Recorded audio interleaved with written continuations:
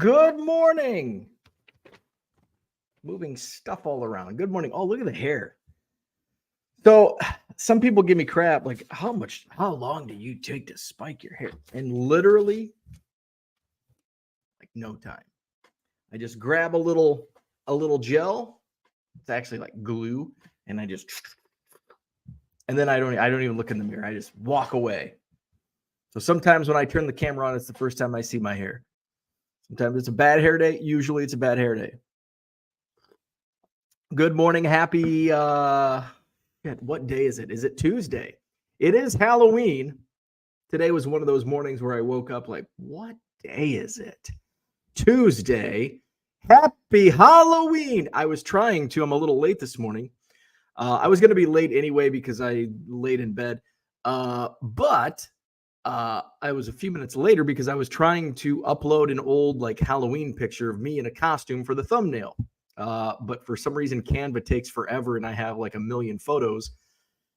And so any of my Halloween photos are like at the very bottom of my, and I don't know how to sort. So generic thumbnail this morning. So I don't dress up for Halloween. And we talked about that yesterday. I haven't dressed up for Halloween like I was in Macomb. So maybe 10 years ago, maybe.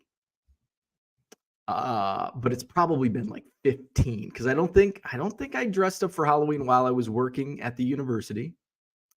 And then when I was working in Galesburg and doing the online stuff, I don't think because I was always working. So it's probably been at least 15 years since I've dressed up for Halloween. Now, before that, like in my morning show days, going back to like 2003 to 2008, I pretty much dressed up every Halloween because I was morning show, radio, going out, doing Halloween things. And I was young too. I was in my early 20s. So I was usually my go-to. What was your go-to Halloween costume? Or what is? If you're dressing up today. Mine was in my early 20s. Mine was slutty Janet Reno. That was my Halloween. No. My Halloween costume in the early 2000s when I was in my early 20s, definitely leisure suits. I was on a leisure suit kick. I had a couple. I had one that was like a red and white checkered. And then I had a powder blue. The powder blue got used a couple times. What else? That's about all I went. I just went and get a leisure. It was easy. Like I had friends that were just super creative. I had my friend Joe, he works in radio down in St. Louis now. And so Joe looked a lot like, what's the kid's name from like Superbad and Jonah? Is it Jonah? Jonah Hill? I think it's Jonah Hill. Let me check this out. Oh, he still does. Jonah Hill. He still does look like Jonah Hill. Yes. So there was a movie where Jonah Hill like carries around like a laundry detergent bottle. So my friend Joe was like all in on this Jonah Hill character and cleaned out the like Tide, like this jumbo Tide, and he put beer in there. And even after like several I'm like, that's not something that I want to. I don't care how many times you clean it. Like there has been a gallon of laundry detergent in that plastic bottle. It's probably seeped in. It's like sand in your butt crack. Like it's never coming out. You're just going to have sand in your butt crack until you die. You can never get that shit out. That's like laundry detergent in a plastic gallon jug. So he like washed it for months, I think.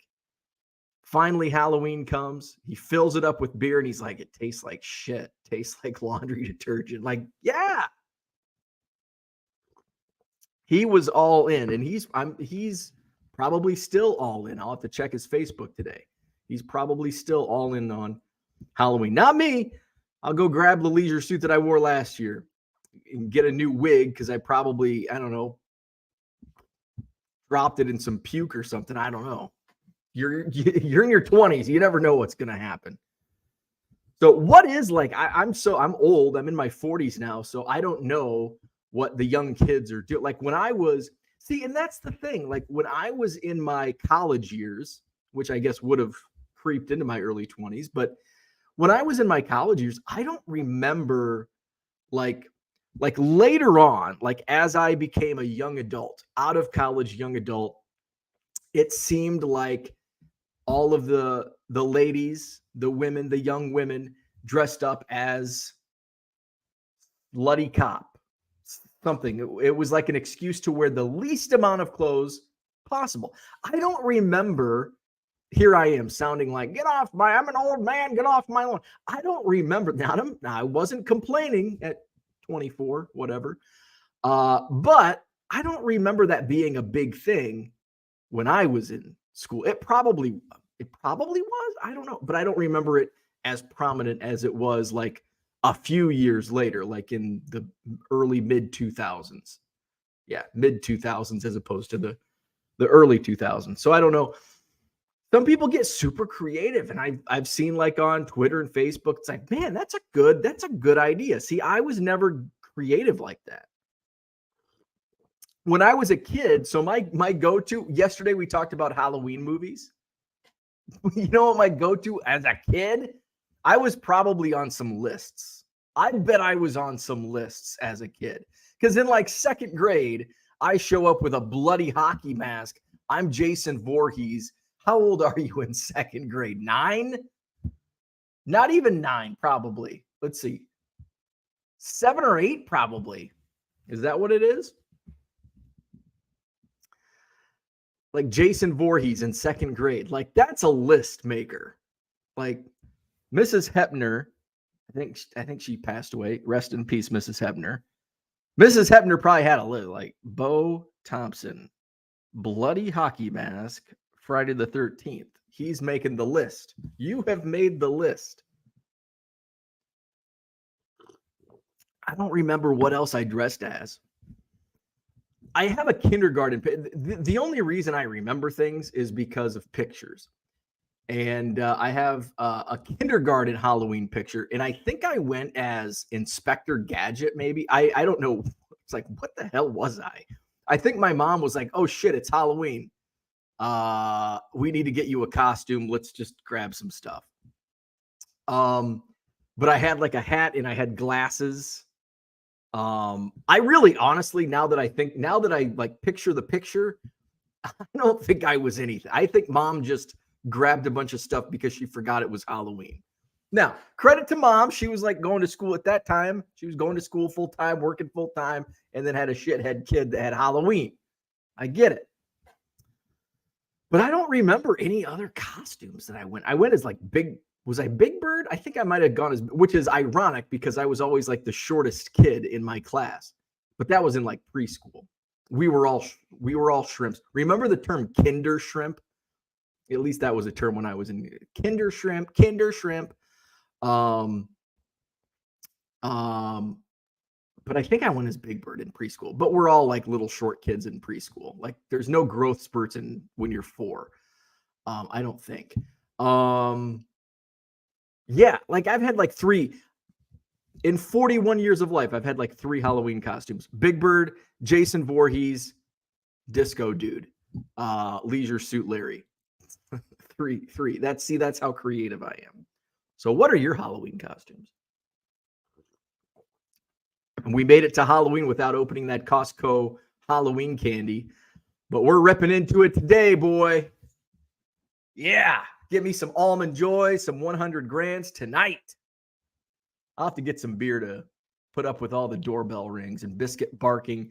I am like, this is why I can't have kids. And why I don't, actually, not why I can't have, why I don't want kids. Like loud noises annoy the shit out of me. And it's like I'll get annoyed if I'm like focused on work and my wife's cleaning upstairs and I can hear like that, like annoys me. Not the cleaning, it's just the noise. It's not the cleaning. That's like, oh, hey, means I don't have to clean that.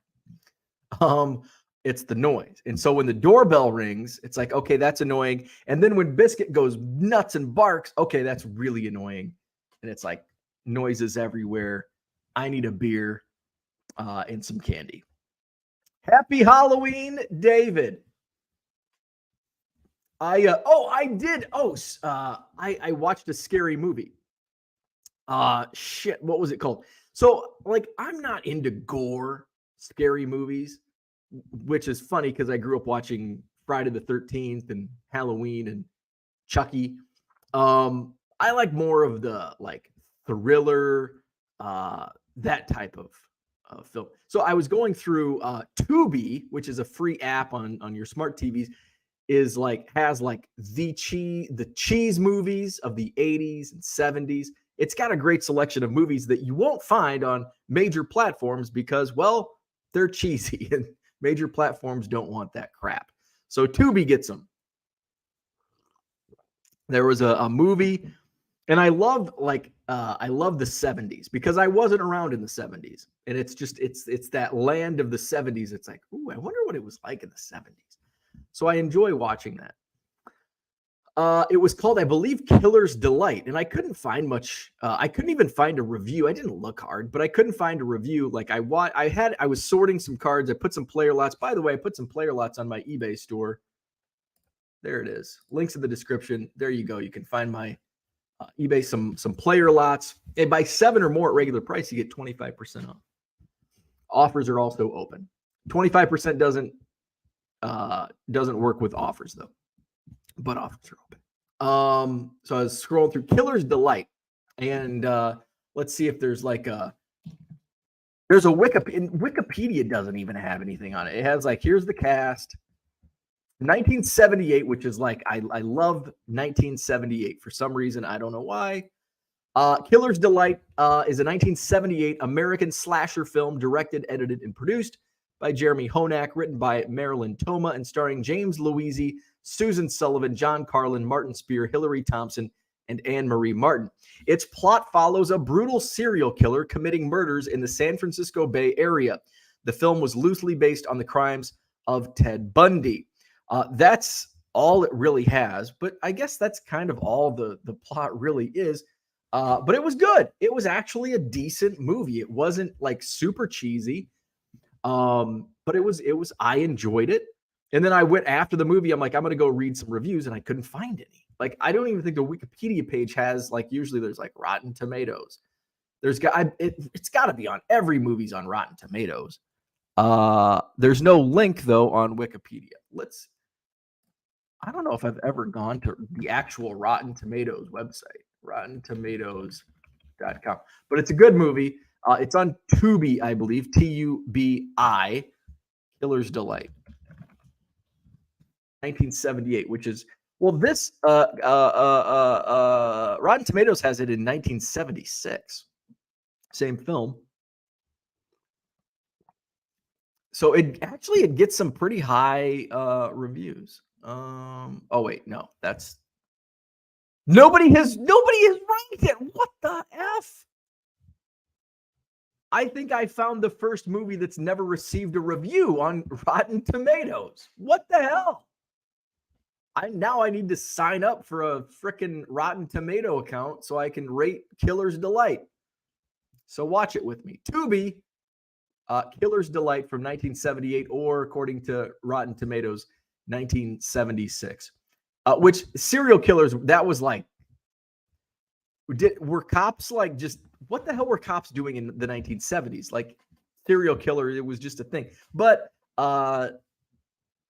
what was hitchhiking was big in the 70s.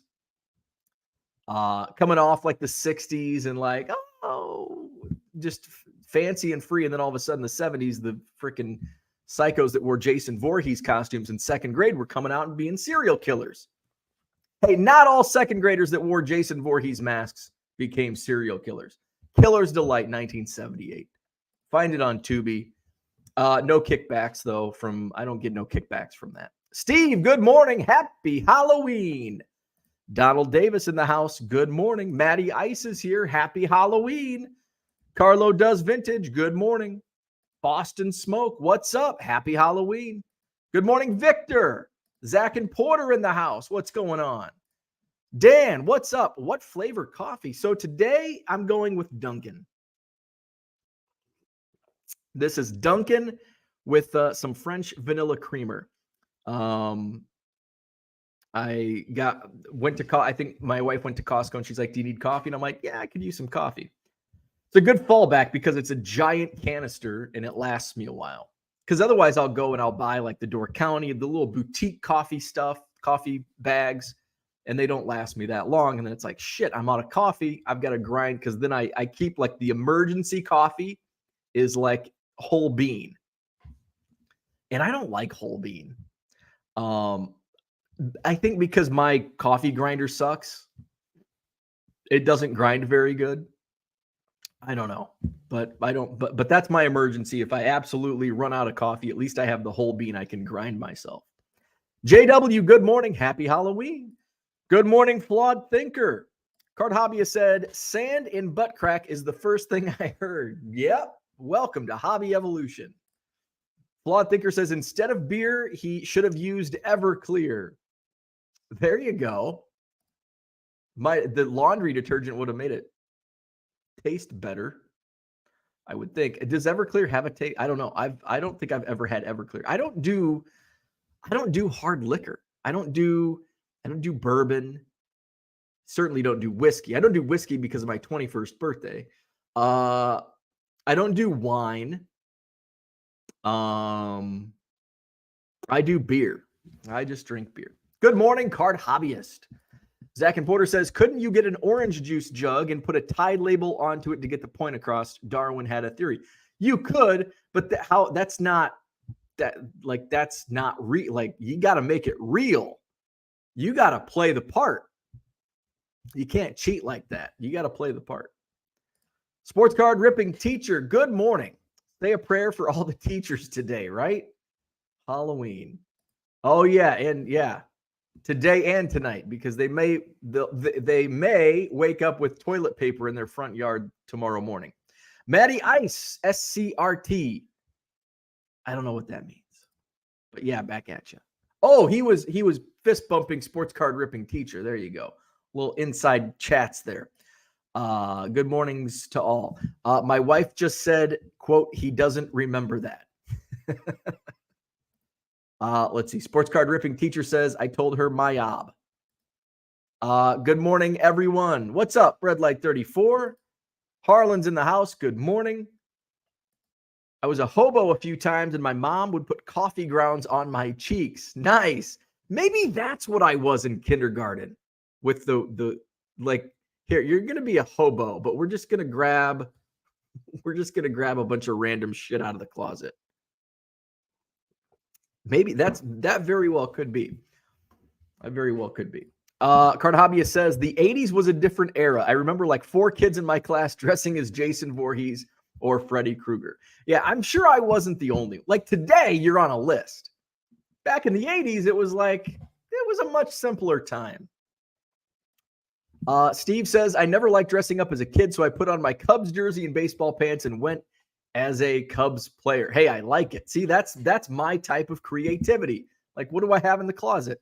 I must have got that from my mom dressing me as a hobo with whatever was left over in Dad's closet. I like that. This morning, I'm like, well, if I were dressing up as Halloween, I'm like, I just go as a Cubs fan. I just go as a Cubs player. I've got game used pants, got jerseys. Cubs player. Let's see. Card Hobbyist did a hobo 1 year. No coffee grounds though. Nope, no coffee. If I was a hobo, I don't think there were any coffee grounds. It might have been just real like just put some dirt. Go outside, put some dirt on your face. See, that was the 80s. We drank from hoses. We put dirt on our face. And we wore Jason Voorhees mask. Pretty sure I was generic Dracula on at least 2 occasions. Steve, I've dressed up more in the past 15 years since I've had kids than the previous 31 years of my life prior to kids. I bet that's probably a thing with parents. You probably just get into it because of your kid, like baseball cards. Like, oh, my kids are into it. I'll get into it. Max says, I must be weird. Halloween sucks. I was never big on candy as a kid, though, either. Now hearing the doorbell ringing is pure torture. Don't get me started on junior high kids and adults dressing up. I really don't care. Like, because I was a junior high kid that dressed up, and I remember like one person like, "Oh, aren't you a little old to be trick-or-treating?" It's like, shut up, old lady, give me your candy. So I'm not a Halloween fan, but I'm not a hater. Like, I enjoy it. The doorbell sucks. The dog barking and doorbell ringing, like, give me a beer. But I don't care. Like, people dressing up, like, I don't mind. Like, I think it's kind of like adults, I get, like, because they're with their, like, they're like, I don't think it would be weird and creepy if, like, I dressed up and went trick-or-treating by myself. That would be weird. But if you dress up as an adult and go trick-or-treating with your kids, like, that's kind of cool. A junior high kid, like, I don't care. Like, they all look the same to me anyway. They all look like they're 12 or 4. Peeps, happy Halloween. Give me the gore. It's hilarious. Peeps on the list. Put Peeps down. He's on the list. Flawed thinker. My dad would make my costumes for me. He would spend so much on decorations trying to win the scary house of the neighborhood prize that we'd have no money left. So in the fabric bin, he went. Yeah, see, I grew up not like, and it's fun. Like, it seems like people are either all in or just, no, not going to do it. Like, I grew up in a not going to do it family. Although, like, Christmas, my mom would kind of go off. And that's probably why I enjoy Christmas so much, because it was a thing. Like, my mom would have like the mixed nuts, like where you have to crack with the nutcracker.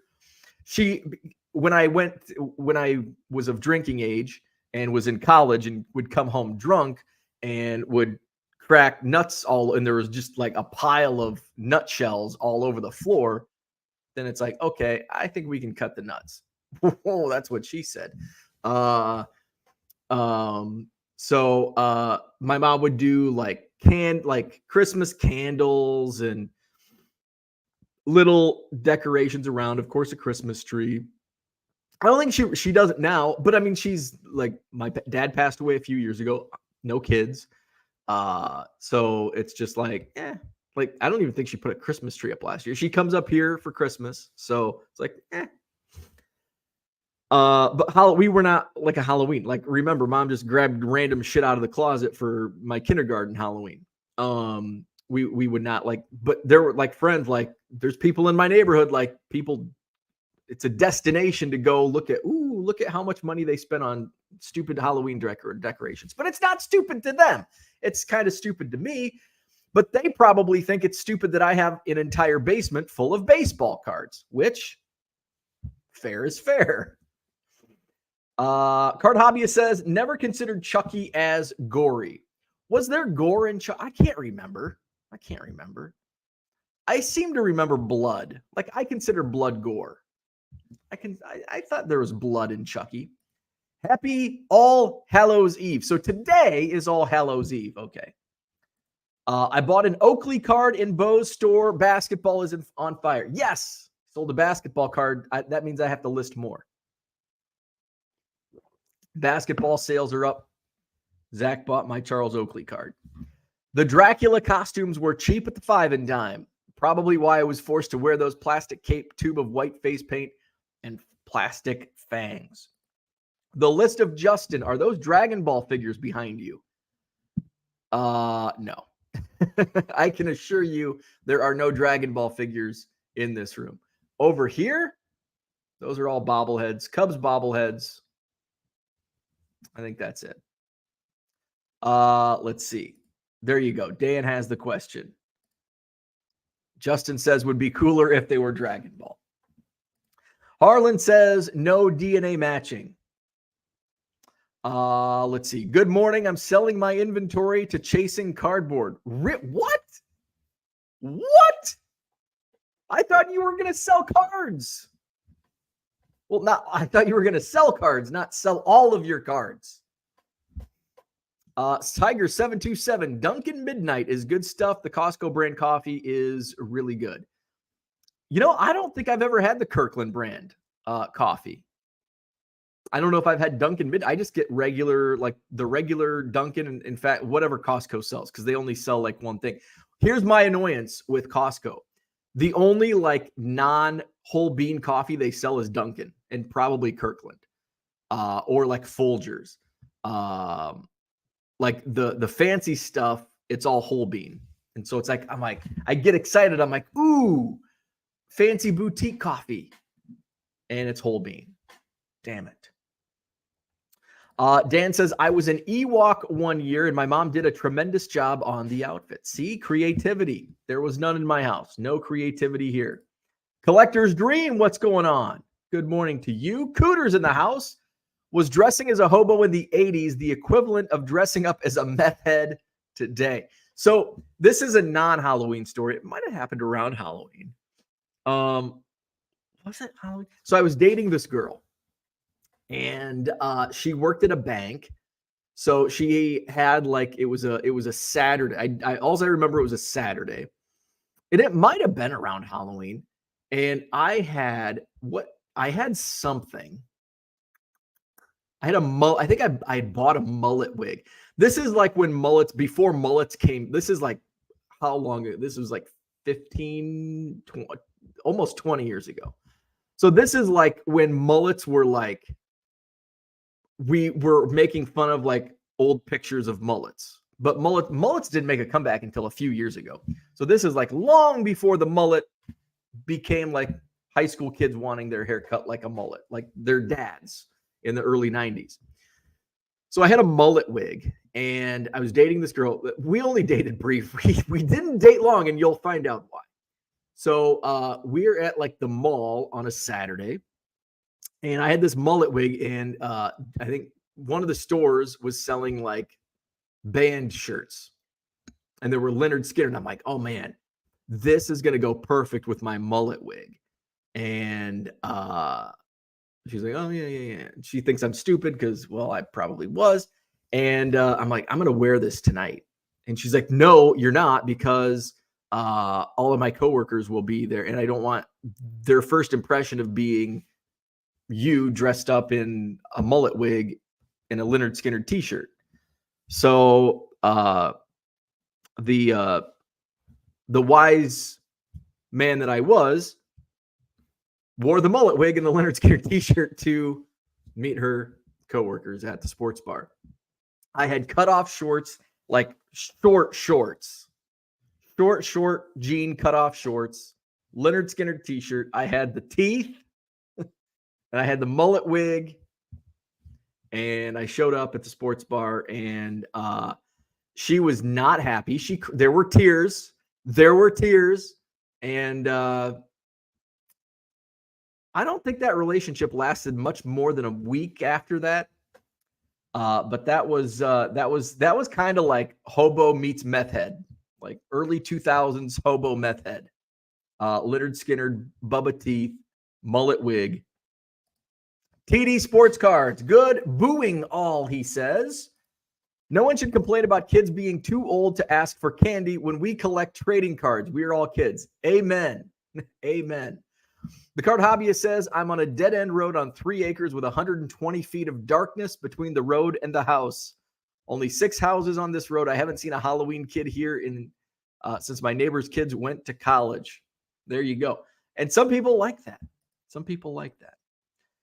Like growing up, my house was, and I lived in a small town. So unless you lived and I lived on a busy highway, if you can, a busy highway in Anawan. And I was like on the very edge of town. So it was kind of like, kids didn't trick or treat down my way. My mom's like, I had 4 trick or treaters today, or I had 8 trick or treaters, but 5 of them were your nieces and nephews. Now we're like smack dab. Our new house is our first Halloween in the new neighborhood. We're smack dab in like a neighborhood. Although we were smack dab in a neighborhood in our old neighborhood, but it was like not contiguous. Like it was off a busy highway. It was kind of like an island of neighborhoods. This is like neighborhood. So probably get quite a few trick or treaters.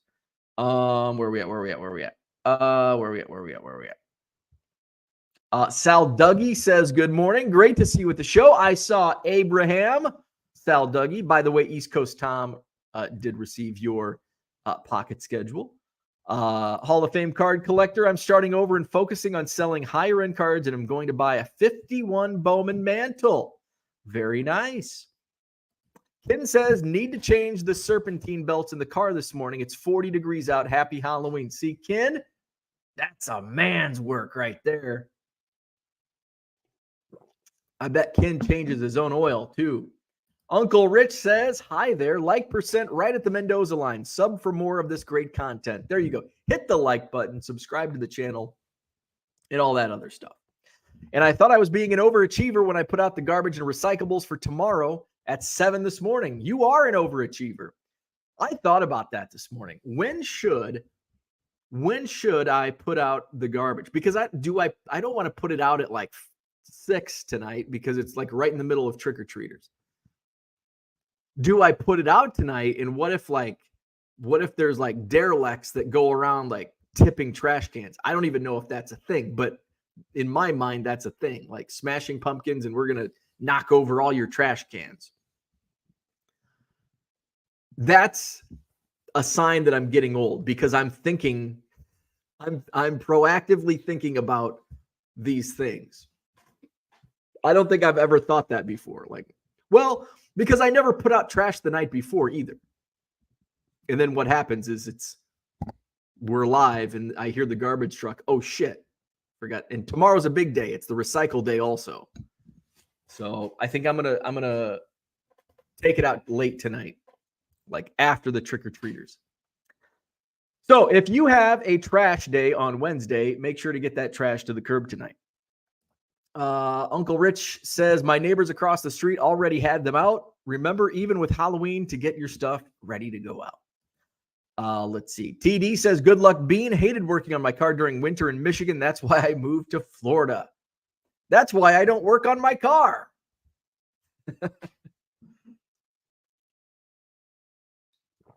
Not fun. Hey, speaking of winters, though, we had a dusting of snow.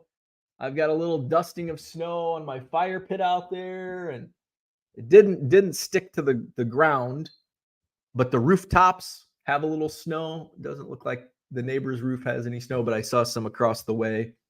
I've got a little dusting of snow. It's on the news. We were supposed to get like 2 inches, but I don't know if that was like today, last night. I don't know when. It just said 2 inches sometime. I think I chose to ignore when. Where we at? Dan says gonna watch Midnight Mass episode 1. HHL, happy Halloween. On a serious note, longtime collector and hobby writer Ben Aguirre passed from a heart attack this weekend at age 43, way too young. Yes, Ben was a great guy. Very sad when I heard the news. He was Cardboard. If you're on Twitter, Ben was Cardboard Icons on Twitter. I know he had a blog. I think he might have had some YouTube videos as well. But a great guy. And that's like, oh man, because he was a great hobby friend, and like right around my age, like 43. It's like shit. So that really sucks. That was terrible to hear that news. Low roller scratchers in the house. Ken says he does not change his own oil. Well, I guess you're not the manly man we thought you were. Brian, good morning. Why does it feel a little like Friday? Maybe it's just me. Maybe, yeah. It's like when I woke up this morning, it was like, what day is it? Like, is it the weekend? No, it's Tuesday. Low roller scratcher, he no longer has skill games. Oh, they're going away this month because low roller scratcher is not paying his taxes. See, that's why. Got to pay your taxes. Tiger 727, we got a little snow here as well. Johnny M says, obviously you don't the same volume of sales as on eBay, but fees are cheaper. I don't know what that means. The same volume of sales on eBay, but fees are cheaper. Uncle Rich says, the only Winter I want to know is Ariel Winter. You'll thank me later. I know who Ariel Winter is. She was on Modern Family. Uncle Rich. Max says, take the garbage out before you go to bed. Your neighbors don't want to see that shit, right? Skill games going to be gone next month. If I get caught playing skill games, I will get fined $500. Well, you shouldn't play skill games then. Brian has a question about your card display over your shoulder. Does that protect against UV? Yes. Yes, it does. Absolutely. I specifically, when I was looking, that was the first thing I looked for was UV protection. And then the second thing I was looking for was size, something that would fit that space.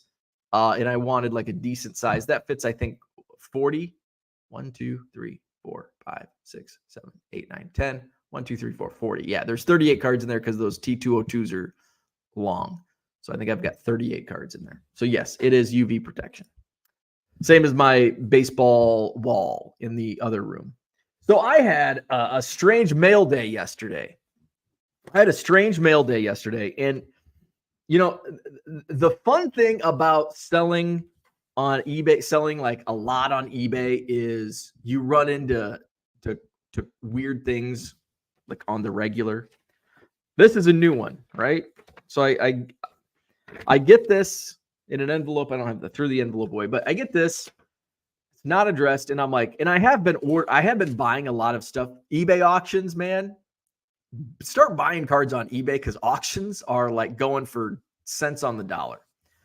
So I've been buying a lot of auctions on eBay. Did I show off?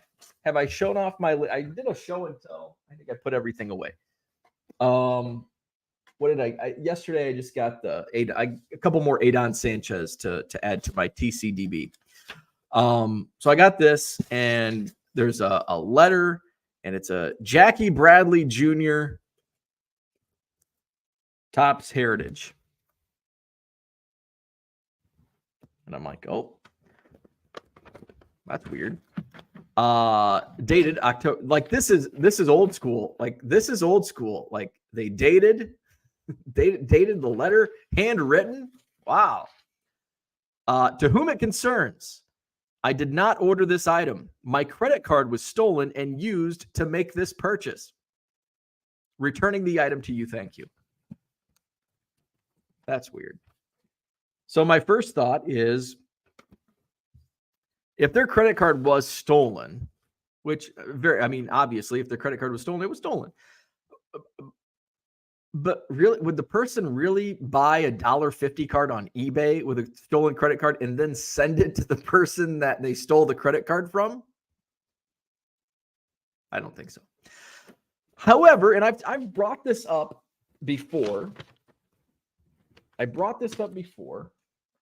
That because I leave automatic positive feedback upon paid transactions, I will get people that order cards for the sole purpose of the positive feedback. So I think this is a case of somebody used their address to, and maybe it is a bigger thing. Maybe it does. There is a correlation between the stolen credit card and using their address. Like, she's on a list. We've got some flurries, folks. Breaking news: Madison, Wisconsin, experiencing snow flurries for the first time of the 2023-24 winter season. Snow flurries. Breaking news. Okay, back to our regularly scheduled programming. Jackie Bradley Jr. stolen card. So I went back and I looked at the transaction itself, and the dead giveaway when these happen. Let me see if I can go to my orders. Paid and shipped. There's a couple dead giveaways when this happens. Item title. Let's type in Bradley. So the first thing to notice is it's usually like, although there's been times where it's been like 100+ feedback, usually the telltale sign is low feedback. This person right now has 12 feedback, and they may have had 0 or 1 feedback when I sold it because I leave it automatically.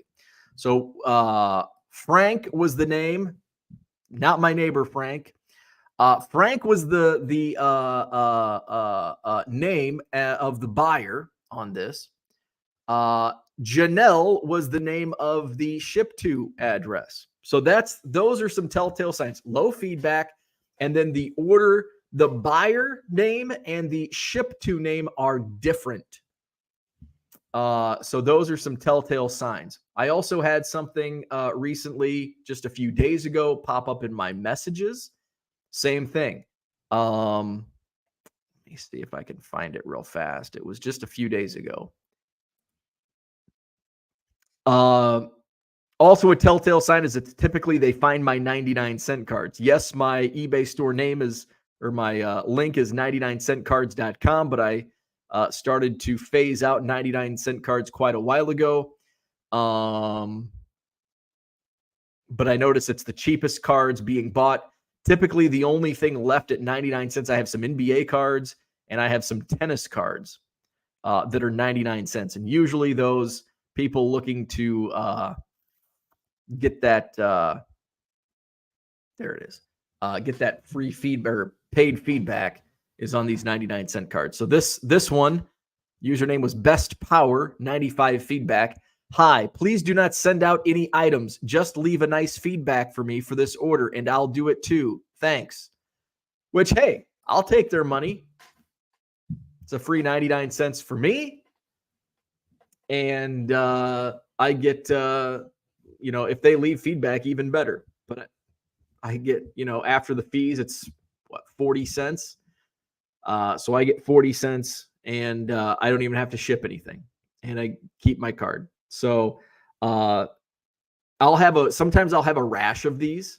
There was recently, within the last couple months, I had like 18 orders, all different people, all low feedback, all different names. There might have been like 19 because I let one slip through because they had a little higher feedback. And I'm like, I think this one's legit.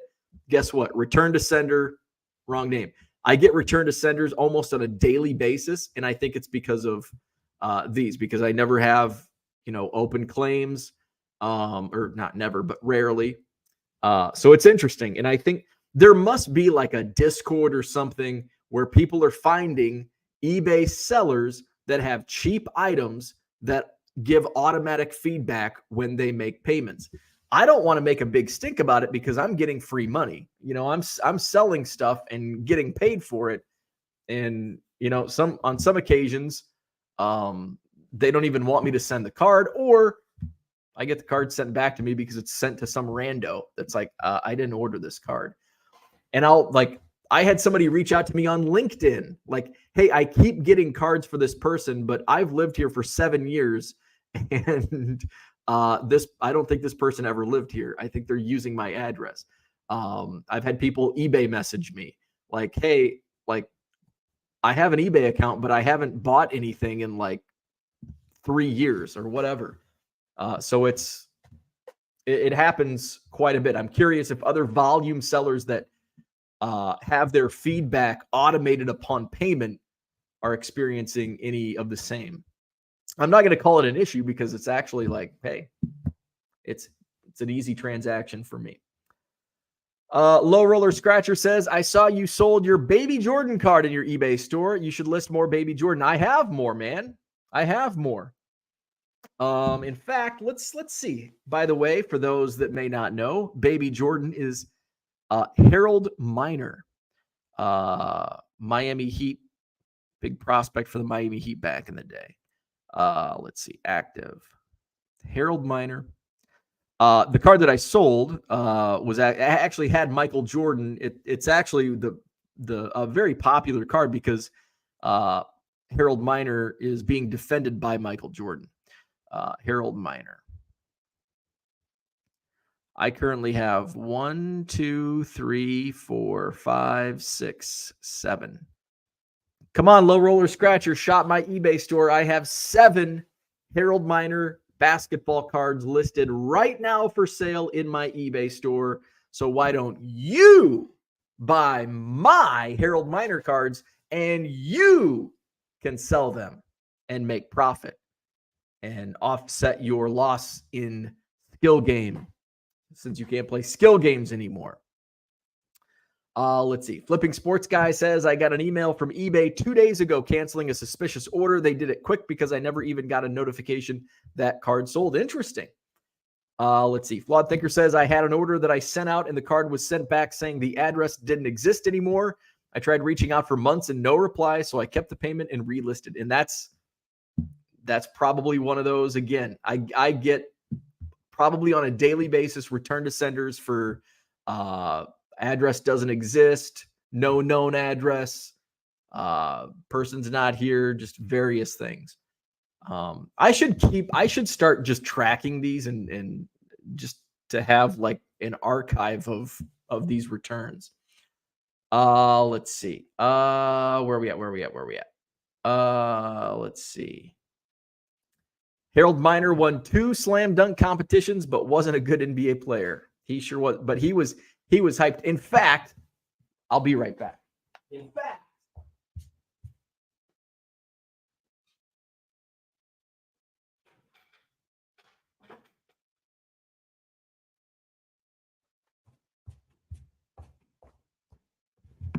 ooh. So I keep some hobby magazines in my coffee table, just if I get tired of watching TV or staring at my phone. So this is the sports card price guide from Sports Collectors Digest, October 92. We've got the Dream Team. There's MJ right there in the middle. So what's unique about this, or not unique, but what I like is, okay, first, before we get to basketball, I want to go back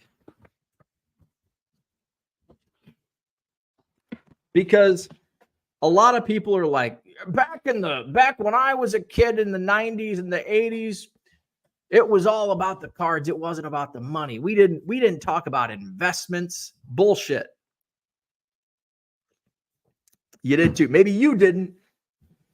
Sports card price guide from the good people at Sports Collectors Digest, October 1992. And I'm going to read this verbatim from 31 years ago by Don Butler. The industry is mired in its worst slump in 3 years. Sound familiar? Several manufacturers are rumored to be in financial straits. Sound familiar? Maybe not manufacturers, but certainly hobby-related companies. The premium card market, which seemed so promising a year ago, is flooded.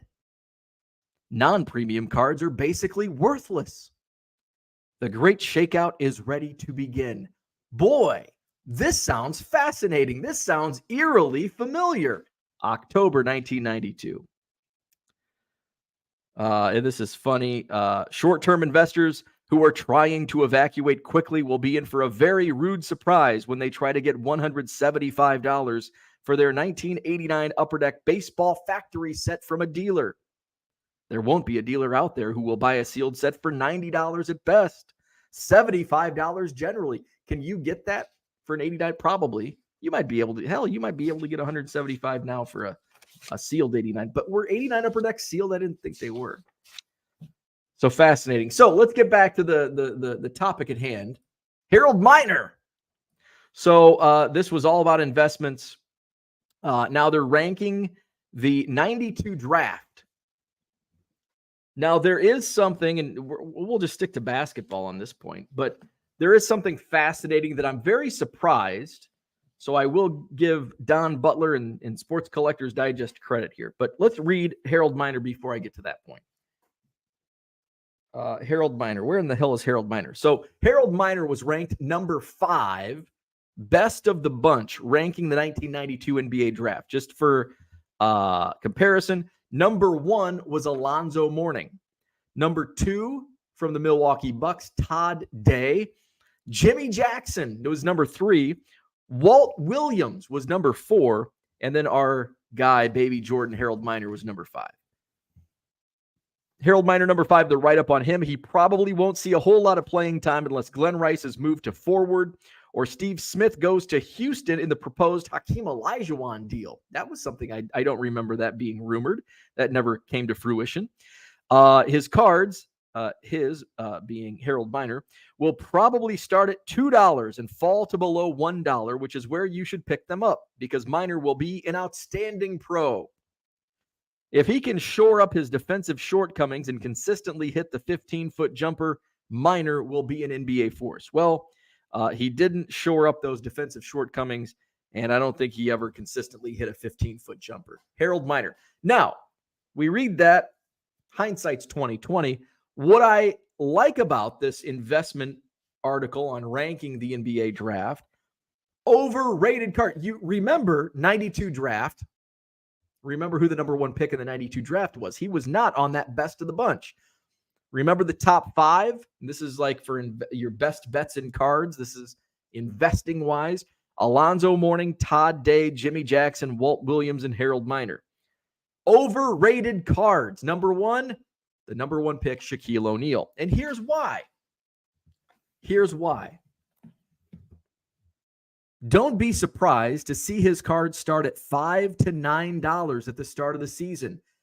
But don't expect him to be in an Orlando uniform either.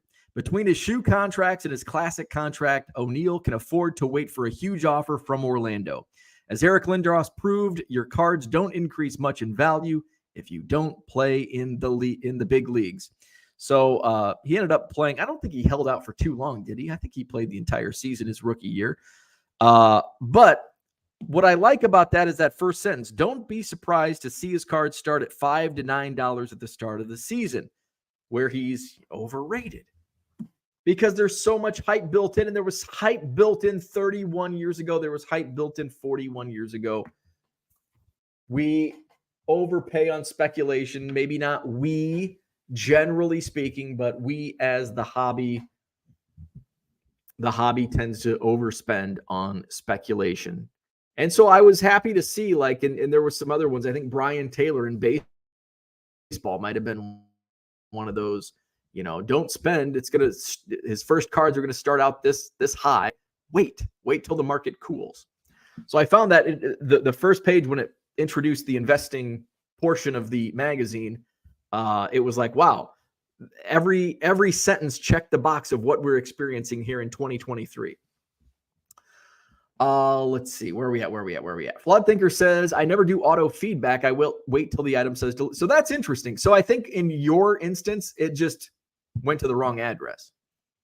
And they probably, it could have been a one-off where they just bought something and forgot about it and don't check their eBay messages, because, hey, I've done that. It's kind of hard to remember those days because I'm in eBay like all day and all night, 7 days a week. But I remember, like, back in the day when I was not really selling, I was just buying here and there, and like, you buy something, you forget about it. You might move, or maybe you put the wrong address in. So things like that happen. John is here. What's up? That 70s Card Show says Junk Wax era was full of investors. You're not breaking news here. Well, I wasn't intending to break news. I was not intending to break news. That era led to this era. Dude, you're just discovering this shit. No, I grew up in 1992, so I am not discovering this shit. History repeats itself. Junk Wax era is now Junk Slab era. People getting a free package from Amazon all the time. There you go. If the card market wasn't about money, then there never should have been a Beckett guide. People would just trade card for card. And yet you still see the old codgers. Well, back when I was growing up, packs were a nickel. We didn't care about it. I could buy a pack of cards for 50 cents. It was about the cards, not the money. Bullshit. It was always about the money. Correct. Flawed. This is America. Everything is about the money. Even if it's free, your freedom is the most expensive thing here. That is true. Let's see. Flipping Sports Guy says, I can't wait to see the card saying delivered with ESE in bulk. It would be such a time suck and a headache. Yeah, I never check to see if they're delivered. And that's why automated feedback, although if Flawed Thinker has automated feedback is like, I would never, like, until I started leaving automated feedback, until feedback was automated, I never left feedback. You know, up until probably 2 years ago, it's like, and I will say, and I still get automated messages from buyers like, please leave feedback. It's like, as soon as you made payment, feedback was left. But I know they automate their messages, like send a message out 2 days later, making sure they leave positive feedback. But I do receive like a fraction of those messages from buyers. Hey, I need feedback. And I get it. Feedback's important. That's why I automate it. And I automate it at payment. I don't wait until it's delivered because the buyer has done their part. When they've paid for the item, they can be a shithead and they can be a scammer, but the percentage of scammers and shitheads is minute. You know, out of 1,000 transactions, maybe one is a shithead or a scammer, and it's actually less than that. 1 per 1,000, less than that. So do I want to go and wait until everything's free and clear at the end and 999 out of 1,000 are left? No, I don't want to do that. So upon payment, sometimes a shitty buyer that I block gets a positive feedback. Oh, well. Let's see. Flipping Sports Guy says the last 2 days, sales have felt closer to normal. I hope it keeps up.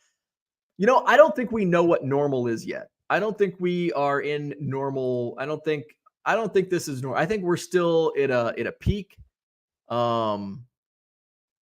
Take a look at, so I have discussions as, I had a decent day. Yeah. I had a slightly above average day Monday after a slow weekend.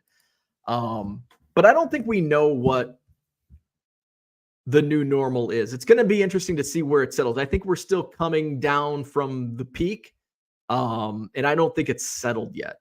Just my opinion. I have a friend who got in around the pandemic, shortly before, I think, and compares everything to the last year or two. And we can't do that.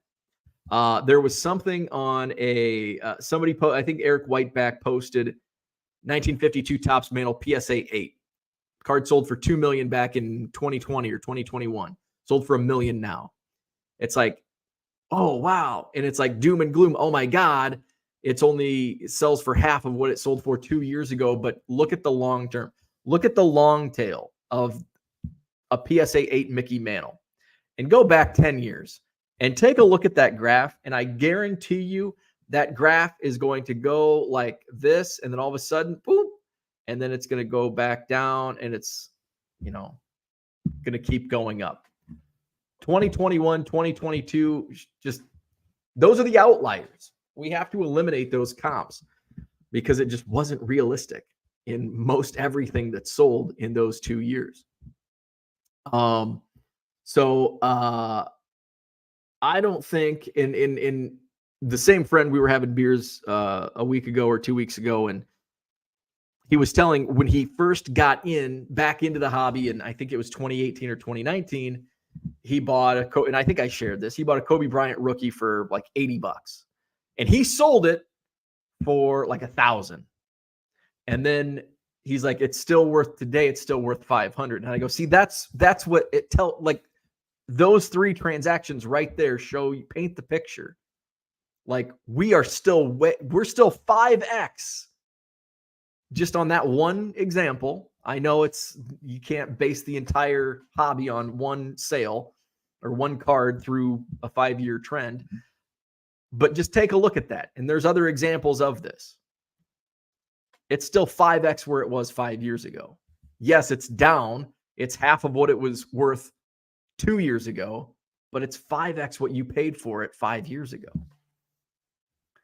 And I think a lot of people, especially those that got into the hobby in 2020, 2019, 2021, just look at the near term like, oh my God, it's doom and gloom. You haven't seen doom and gloom yet. If you were around in 2012, that was some doom and gloom. 1997, that was some doom and gloom. Let's see. Johnny says he leaves feedback when he ships. I ship same day or next, just easier for me. You know what's really easy? Just automate it. That's super easy. That is super. You don't have to do a damn thing except set it up and then boom, push play, walk away. Victor says, in my circles of influence in the 80s and 90s, it seemed like values were important, but it was secondary. Now it seems like it's the primary driver. See, in my it was all about them, even like as kids. And I don't know where you fall age wise, but So I was, say, 1990 to 92, I was 8 to 10. And the first thing I did when I opened a pack of cards, I would grab my Beckett and I would look up 1990 score. Ooh, the Bo Jackson has an up arrow. It's $1.25. And I would basically like go through and like look to see how much my cards were worth. Was it a prime? But I don't know if it was a primary driver. I mean, I think that's what hooked me was the monetary value. I mean, I liked sports. I liked cards. It was popular. Cards were popular at that point in time. Was money the primary driver? Probably not, because I didn't know how to sell. I mean, I was 8 and we didn't have the internet. I tried, I would have card shows in my, in my front yard, try to sell them at mom's garage sales, but it probably wasn't the primary driver, but it was certainly up there. It was certainly up there. Was it and I think along the lines, I think where you're going, like we break. We're also adults now. And I don't know what the hobby is like for a majority of the kids. I mean, a majority of the kids that I was running around with in the early 90s, we were looking at our Beckett's like, hey, I got a $4 Kevin Moss rookie card. And there was always like $1 attachment to our cards that we pulled. And I think it's still the same today. And like Victor said, probably even more so. And the dollar amounts are a lot bigger. Like back in the day, your biggest card pulled from a new pack was $4. Maybe, an 89 Upper Deck Ken Griffey Jr., then Jerome Walton, that was a big card. So those were big money cards too, but for that time. And I think, I don't, from a standpoint of collectors and the majority, I think it's always been that way. I just think it's always been, not always, but in the last 40 years, 35 years, dating back to the boom in the late 80s. What's also interesting is it's not just the cards, it's how can we make money on other things? We're going back to 1992, and of course, all these magazines have advertisements, and right here, Smokies, the premier card collector buying club. So we're going to get your money on clubs, which is kind of like today's Discord. And, we're going to give you exclusives on this, and that. So we got that. This guy's in a Cubs uniform, but he doesn't look familiar. Look at this guy. I think this is a fake Cub. I don't recognize this guy. 92. It's not a prospect. I think it's just a dude in a Cubs uniform. But there's like the computer, like usually that's in the up front is all the card shops, and the back is usually like here's another membership clubs. Must have been big in the early 90s. I don't remember membership clubs. Here's Sullivan Sports Cards. Never pay book prices again. They've got membership, a 1-year membership, $12.95. Let's see, more card. Let's see, what's that? Oh, that's just a subscription. What are some other? I'm not looking at some of the smaller. This is a lot of card shops. There was usually always like a computer program, which is similar to, there's a lot of stuff today. Maybe it is in the front. Oh yeah, I think I saw it. Software for your IBM or compatible PC. Sports card inventory and value system. You can get the complete lineup software with one free data option for $39.95, each additional $9.95. Lineup software, Seattle, Washington. So there you go. I found that interesting. Baby Jordan Harold Miner was brought up, and I that's why I wanted to go back to my old sports card price guide, because I was just reading that the other day. and Harold Miner was in there. The investment opportunities for baby Jordan, Harold Miner. Let's see. Flipping Sports Guy says, this is the first year I've done low-end bulk. How does Christmas season go? Do you typically experience a slowdown or uptick? Here's the thing. Over the last couple of years, it's been fourth quarter has been great. Now, there's a couple reasons why. The main driver of why fourth quarter has been an uptick in sales is because I'm a baseball guy, and there's been many new products of which I purchase that have been released in fourth quarter. So my sales have gone up in fourth quarter because of new products being released. It's also kind of dragged the base, and this is speaking of baseball. I can't speak to football, basketball, because I don't know their release calendar. But speaking to baseball, the calendar is now like a full 12 months, where it used to pretty much die in October. Like you would get Topps Update, Topps Heritage Minors, kind of your last releases in October. November, there'd maybe be some random off release. December, Bowman Draft. And then at the end of December would usually be like Bowman's Best. And that was it. And then you wait till the end of January for the new Series 1. But since COVID, now it's kind of been dragged out through the entire 12-month calendar. And so some of the products that most of the products I actually buy to resell come in the fourth quarter. Topps Pro Debut, well, I guess that came out. I think that came out this month, so that was fourth quarter. Heritage Minors comes out. Topps Archives comes out in a couple of weeks. I'm only a retail buyer on that, but I will buy it if I find it. Let's see. What else is still to come? There was one other product. Anyway, but I saw significant increased sales last year, but I don't know if I don't know if there's staying power in that. The old normal was sales would slow down. You'd get some random sales in Christmas season for gifts, and I still do that. Now I have more inventory, so I'm making more sales of like those. But it doesn't make up for the loss of regular sales because it's the off season. I am typically baseball specific. Most of my inventory is baseball, and this is the worst time to sell. October, November, December, absolutely awful baseball sales.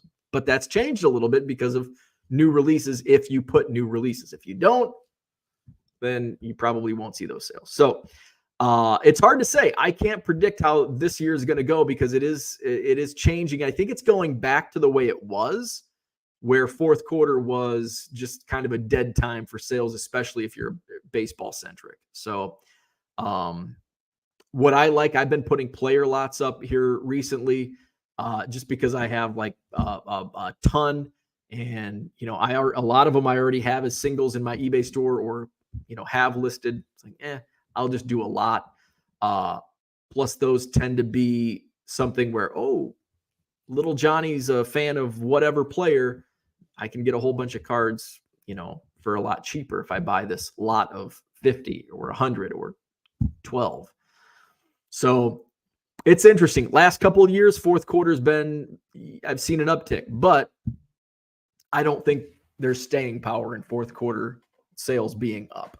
I think maybe this year, if I were to predict, I think my sales will be down year over year over last year. We'll see. Let's see. Where are we at? Johnny M says in the late 60s, 70s, we only cared about the players. I would trade for any Mets player and give you any Yankees player. And yes, we put cards in our bicycle spokes, even a mantle. John says he's correct. It really was about the cards at one point. It was not in my lifetime, but I'm sure I wasn't around in the 60s and 70s, so I don't have an opinion because I wasn't there. But since the advent of my life in the hobby, it's always been about the money. It's on a permanent record that I invested in a 1988 case of Donruss. Ugh. The Bears have ruled out Justin Fields for Sunday's game against the Saints. Tyson Bagent will make another start. Yes. I don't know. I was thinking about this watching the game Sunday night. Like, I'm kind of like, I don't want the Bears to draft another quarterback, another failing quarterback. Like, if they give up on Justin Fields, that's a failure. Mitch Trubisky was a failure. I don't want to fail another quarterback.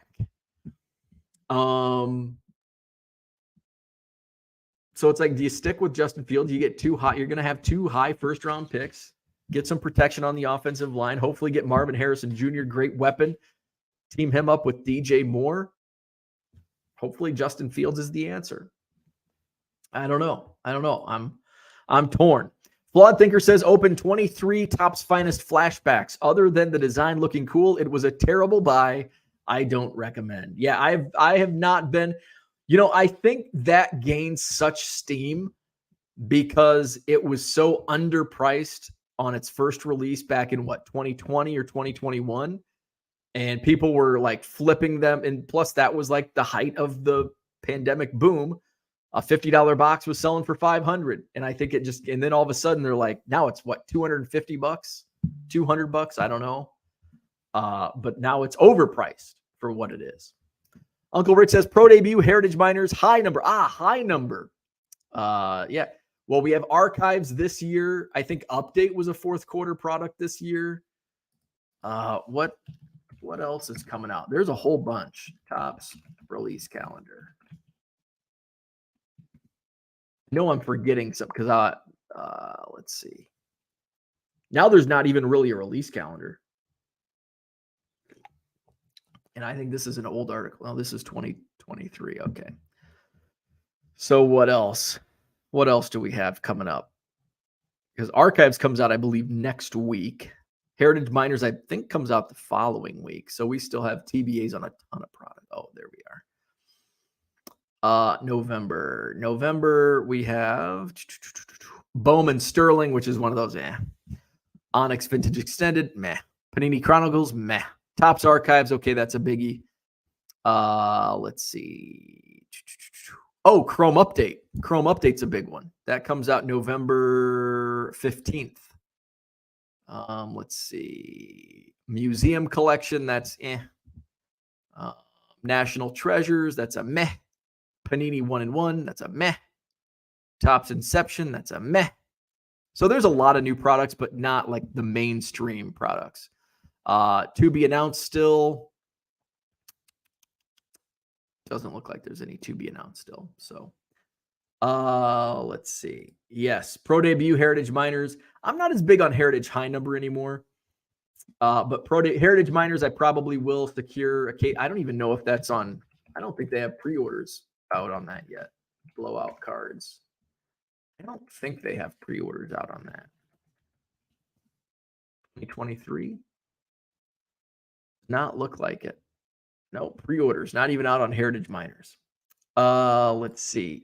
Flawed says, I opened a jumbo update pack and I can see why the prices for those are mucho lower than series 1 or 2. John says, Rich, cover your ears. Beckett was the primary reason people look at cards as monies and not memories. I agree with that. I think Beckett was the primary driver of the hobby turning into investments in business. Because now we have a monetary guide. And it's like, this card's worth this much. Jonathan Knott, what's up? Justin Fields isn't a failure. I think he comes around. If the Bears were here's my thought process. No, I'm not saying he is a failure, but if the Bears give up on him, he's a failure. And maybe not because he's still young, he can go have success, but as a Bears fan, as a Chicago Bear, he would be a failure if the Bears give up on him. Whether whose fault or not, whether it's his fault or not, it would be a failure. Beckett made cards a business. I would agree with that. I hope the Bears stick with Fields and build around him. That's kind of where I'm starting. The first couple weeks, I'm like, he sucks. He's a terrible quarterback. But now it's like, you know what? I think the entire team sucks. And not just team on the field. The management team, the coaching, the ownership, everything sucks for the Chicago Bears. Topps Update Chrome. Listen to people like Orlando. They know. Let's see. Sal Dougie says, hit that like button. Low Roller says, I sold some wrestling cards this week. Before Beckett, we had Card Price Update magazine, so the interest in value had already started. Beckett took it mainstream. Still remember buying Beckett #1. Wish I still had it. I think that sells for like $100, doesn't it? $100 or more, that first issue.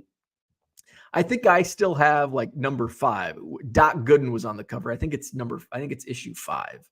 Matt Skaggs, what's happening? Good morning. Happy Halloween. Uncle Rich says to John, your comment about Beckett and money is true, but interesting because in those days, there was a battle to have as much editorial as possible and good editorial. And some pretty good and famous writers were on staff. Johnny M says, send Fields to the Jets. He's way better than Wilson. Yes, I will agree with that. Collector's Dream says, CCP was before Beckett, but was for dealers' current card prices. You can always get a reprint of issue #1. I wouldn't want a reprint. When I was collecting the run of Pro Wrestling Illustrated magazines, because issue #1 is also like way overpriced compared to the rest, they also sell like a ton of reprints. But it's like, I don't want the reprint. I want the original.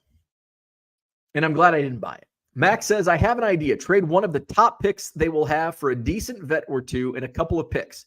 Then draft some damn linemen so he has a chance. Fields isn't horrible, but the failure would be on the Bears, not him. I would agree with that. It's hard to say. Maybe he is a failure, but I don't think he has had the chance to really see if it's a him or a them. Him or them. So here's my thought. I'm kind of with you on this.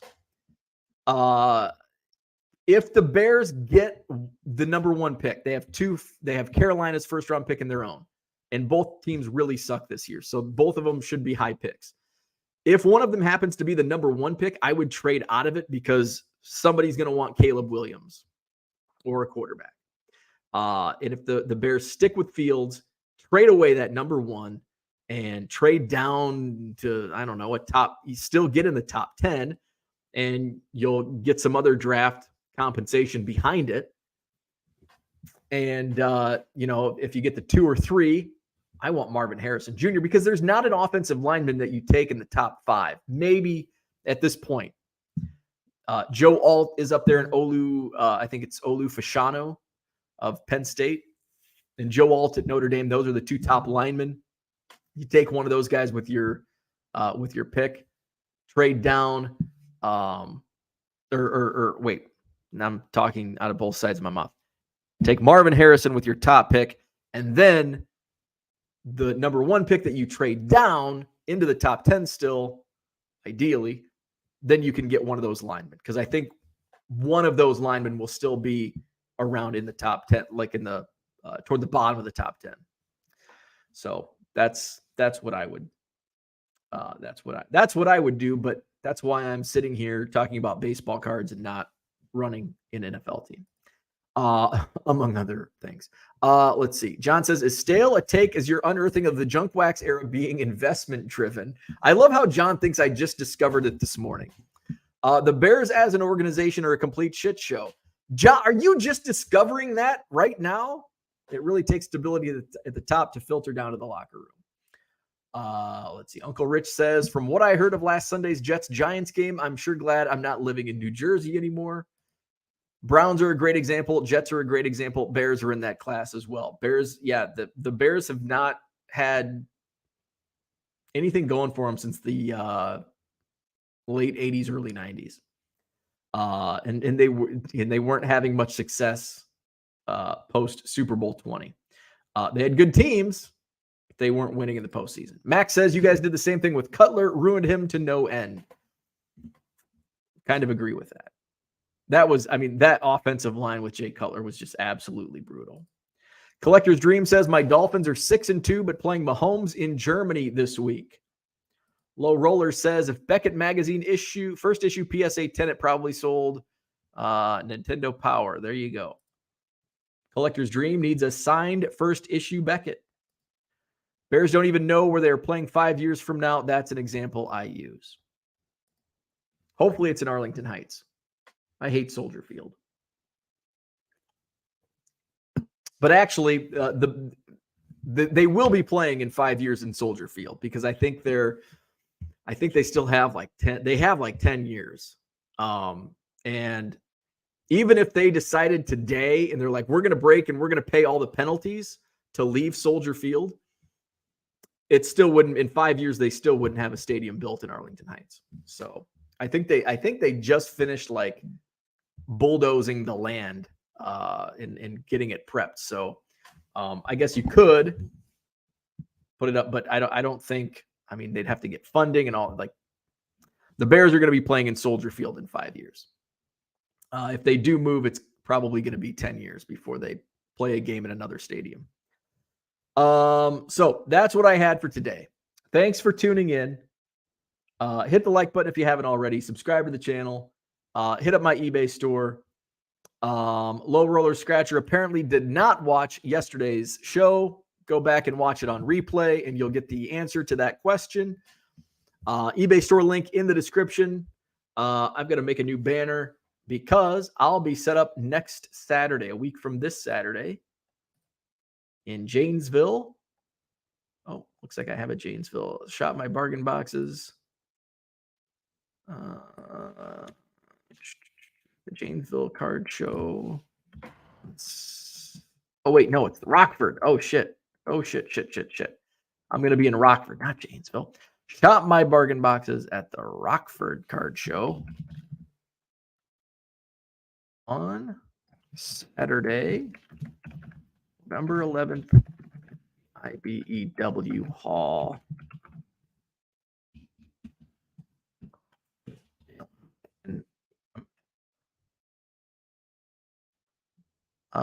Where is that? There you go. So that's my next show, Saturday, November 11th, IBEW Banquet Hall. I'll get the address in there for future shows. Rockford, Illinois, Saturday, November 11th. I think the following weekend, I will be in Chicago. Spectacular. Is that right? Yeah. November 18th. That Saturday, I'll be just walking the floor in Chicago with the Sports Spectacular at the Donald Stevens Convention Center. And then we've got Club 400 trivia that night. Following weekend is Thanksgiving, and that's the next Madison Card Show, Saturday, November 25th. Saturday of Thanksgiving weekend for the Madison Card Show at the Sheraton Hotel on John Nolan Drive. And again, my next show, Saturday, November 11th at the IBEW Banquet Hall in Rockford. John would like me to see me set up in the wrong city. You know, that if I did stroll up to Janesville, the good thing about that, if I were to just stop in Janesville, it's on the way to Rockford. So it would just be a few minutes out of my way. So that wouldn't be as bad. Now, if I went to Rockford and I was supposed to be set up in Janesville, that would take me about a half an hour out of my way, because I'd have to drive all the way down to Rockford, all the way back up to Janesville. So Rockford it is, Saturday, November 11th. So hit the like button, subscribe to the channel. Happy Halloween. Eat some candy, scare some kids, toilet paper the teachers, and don't egg, though. Don't throw eggs. That's bad. Have a great day. We'll see you tomorrow.